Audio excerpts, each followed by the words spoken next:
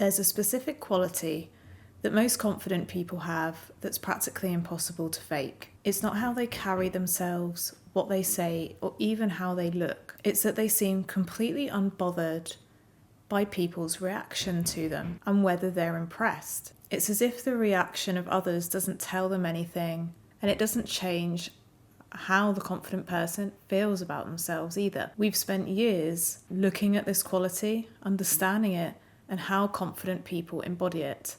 And in this video, we'll show you how.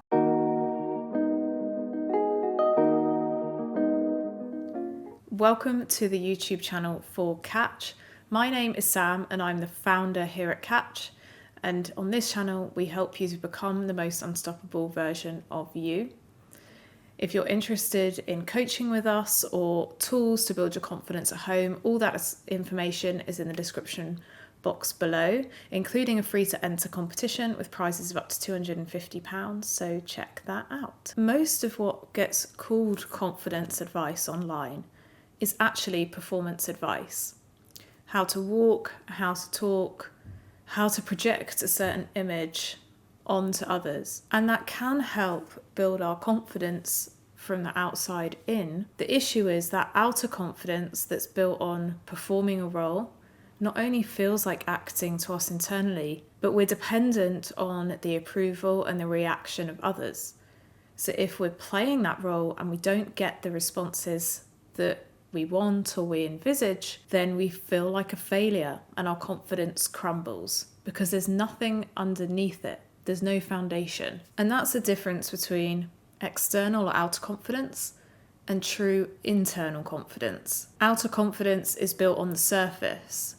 It's about how people interpret your behavior and their reactions to it. Whereas inner confidence is what's underneath. It's your anchor and your groundedness in who you are, being authentic to that, living by your values and a life that you're proud of. And regardless of others' reactions, you are solid in who you are and what's right and being a good person, regardless of how others react to you. Those who have that inner confidence are magnetic. They draw people to them because that lack of attachment to how people react to you and respond to you is something people are drawn to. There's an effervescent quality about it. How do you shift from outer confidence and that need to be validated and build that inner confidence? The first point to note is that outer confidence does play a role. Your body language, how you present yourself, and how you communicate does matter, but it's only part of the story. The issue comes when outer confidence is all that you have. You've learned how to play a role, you've learned a set of behaviours, you've learned how to walk into a room, and it's great when situations are following the script. It's something that you expect and you're getting the reactions that you want, that the environment is right and you're feeling good.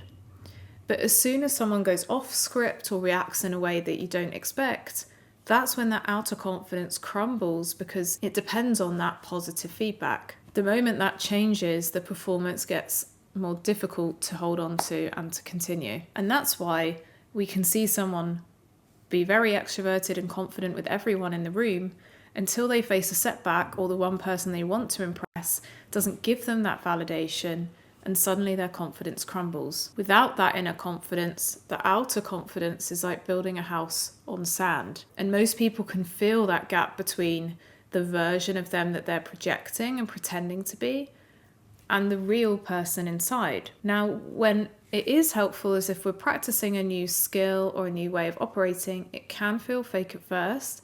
And so we want to continue embodying that version of ourselves until it feels real. But that's about that inner shift, not just performing a role, but becoming a new version of ours. And that's the difference. Real confidence is inner confidence. But what do we mean by that? What does it look like? Inner confidence is being so grounded in who you are and your self-worth that it isn't affected by what's going on around you or how people react to you. It doesn't need to be loud or to fill a room. It's about being who you actually are, even if you're introverted or shy or have your own quirks. In fact, being that version of you is what makes you magnetic.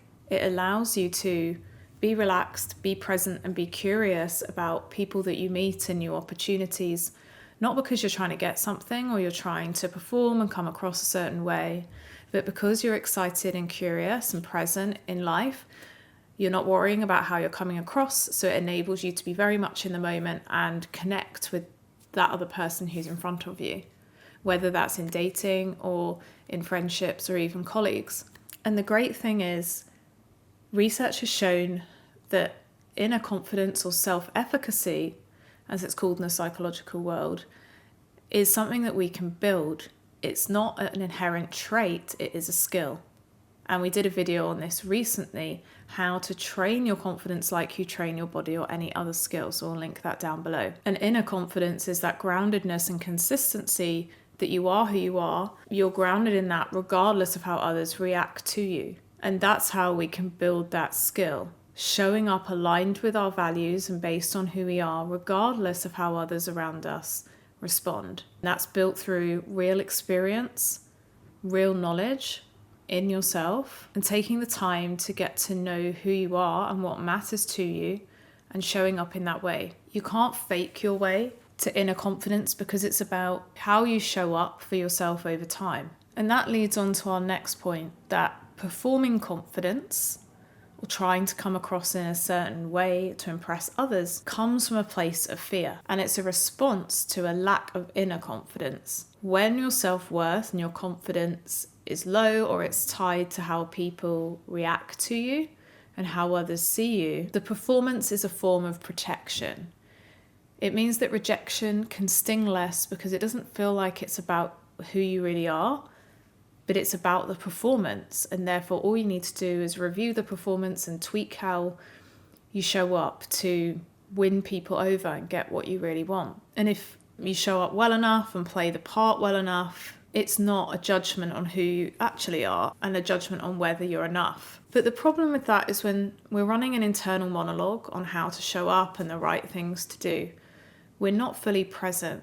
And research has shown that people who are focused on how they show up in the moment are assessed as being less warm, and people feel less connected than someone who is fully present. And that research has come from someone called Geraldine Downey at Columbia. And it's not because you're less likable, it's just because your attention is elsewhere. So you can't be fully present and honest and vulnerable and connect with the people in front of you. So the protection mechanism ends up getting in the way of the connection that most people performing confidence desperately want. But once we see that that performance comes from fear and it's having the opposite effect to the outcome that we want, it means that we can deal with it. It means that we can make a different choice and start to shift out of protection and fear mode into openness, love, and thinking positively about a situation. And shift from a mindset of needing a better performance and a better set of tactics or pickup lines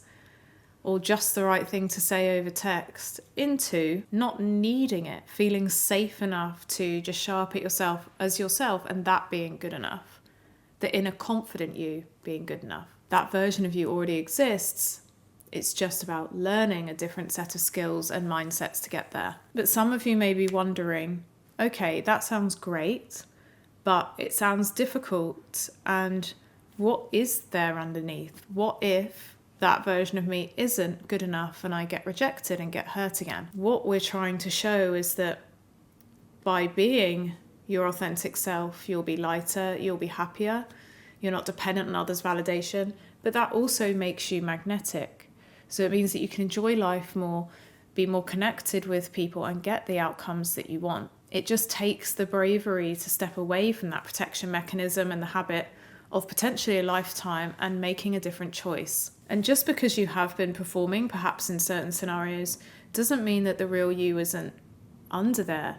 It's just about helping that version of you feel safe enough to come out and giving yourself enough compassion to know that performance came from somewhere and it served you in a way, but it's not what's going to help you become the most authentic, unstoppable version of you, and it's not what's going to help you live that most joyous, fulfilling life. So how do you start to build it? Well, in those small moments, what you need to do is consciously choose to step away from the performance. Detect when you can feel yourself switching on and switching that performance on and that sheen, and purposefully choose to dismantle it and show up as the real you. It's about taking that time to get to know yourself, understand your values and what's important to you, and truly prioritizing those things in your life and showing up in that way. So if you've been told that playing hard to get and playing it cool in dating is what will get you what you want, but that doesn't feel authentic and you're not connecting with people, it's having the bravery and feeling safe enough to be open and be vulnerable, put yourself out there and go after the things you want because you deserve it, and because that's going to attract people who are also confident and healthy and ready for connection. Let yourself show up imperfectly, and even if you don't get the response that you want, that being okay. So detach from the outcome, but even if the outcome that immediately shows up isn't exactly what you want, show yourself compassion, remind yourself that you're doing this for you and you've taken the steps that feel authentic to you and are part honouring yourself and going after the things that you want. And over time, what that will do is show your brain and your body that it's safe to drop that protection mechanism, because regardless of what happens, what feedback I get, I am okay and I've been able to survive it. That will build your resiliency, your confidence in yourself, your self-trust, and allow you to be imperfect and build that new skill and way of operating. That energy you can take from the performance into curiosity and connection with the person in front of you or the opportunity in front of you. It's that slow, consistent effort over time that will help you learn yourself and build this new skill. The second way to do this is to shift your locus of validation from externally validated to internally validated. So where previously you were looking at signals from others to tell you whether they're impressed, whether they approve, whether you've done the right thing, it's about, again, identifying your values and living by those. Are you honest? Are you kind? Are you generous? What is that unstoppable version of you, and how do they show up? And start to align with that and become that version of you based on alignment rather than the reaction. You'll find that once you start doing this, you let go of others' opinions, others' judgments of you, and you start to also build more compassion and empathy for the other person and understand that even if you don't get the reaction you want, it's probably not to do with you. It's probably to do with their capacity, stress they might be under, their emotional availability. And you understand that they'll probably come around and see that what you did was the right thing or the attractive thing. They just needed some time, but you're still grounded and confident and magnetic in who you are because you're validated internally rather than how others around you react. That's why on this channel we talk so much about rejection not being real, dating without attachment to outcomes and being detached, because once you can detach from others' opinions of you and be internally validated, it makes you unstoppable. Now, is some feedback helpful to perhaps refine your approach, especially in a business context or a work context? Yes, but you need to know when to take advice and take feedback based on who you want to be and how close the person you're hearing that feedback from is to that version of you. Don't take advice from someone that you don't admire and don't want to be like. And also focus on the journey. So focus on, even if you don't get the outcome you want right away, what have you learned about yourself through showing up in that way, taking a certain action and learning through experimentation rather than necessarily needing the reaction. Each time, bring that energy back to you, what you've learned, what you've got out of it, how you're getting closer to the person that you want to be. And rather than handing your confidence to someone else, hand it back to yourself. Research has shown that those who have higher self-esteem and are more grounded in themselves have better relationship success and satisfaction. This was researched by Errol and Orth, and it showed that people who are internally validated have more relationship satisfaction because they're bringing something more stable and solid and secure into the dynamic. And the other great benefit is that when you start being internally validated, you don't need things to go a certain way anymore. You can go on a great date and just enjoy the experience without it needing to move forward. You can enjoy getting to know someone even if there's no romantic spark. You can interview at a job just for the interview practice. You see it all as part of life's journey and you becoming a new version of yourself, part of who you are, rather than being attached to the outcome. And that makes life a lot more enjoyable. You can go with the flow, have fun each day regardless of your circumstances, because of that internal locus of validation and because you stopped performing and needing that validation from others. And that's what inner confidence feels like. It's not about being louder or being the center of attention. It's about feeling comfortable in who you are, in the decisions that you make, how you handle situations, showing up in an aligned way and believing that you'll get the outcomes. We just did a video on trust and faith that you'll get what you want, which is linked to this, so check that out down below. And it's a settledness in your own skin and know that you're worthy of the life that you truly want and that it's going to happen for you. And that enables you to face new situations relaxed and being able to enjoy it more. It enables you to meet someone that you're romantically interested in or find attractive. And rather than trying to judge if they're into you, you can just be curious and enjoy getting to know them and see if you connect. And you can be a bit more vulnerable and open and present in the moment without it feeling like you're putting your reputation on the line. The win is being there, being present and connecting in the first place. That version of you already exists, and there are likely places in your life that you're already showing up as that authentic self, perhaps your best friend or a sibling who already sees that version of you.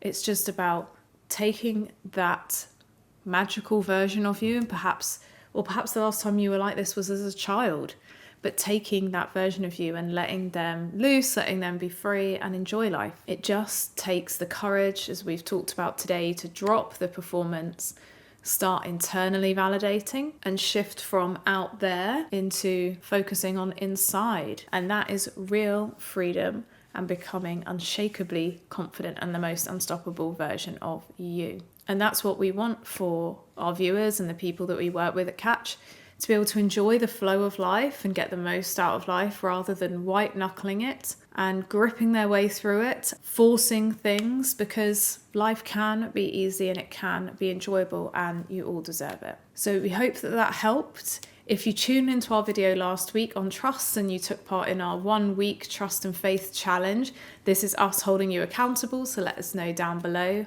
how you got along, what went well, what was difficult, what did you learn from it, what do you want to keep practicing? Let us know. Thank you for liking, sharing, commenting and subscribing, because that really helps the channel grow, and we will see you in the next one. Thanks. Bye.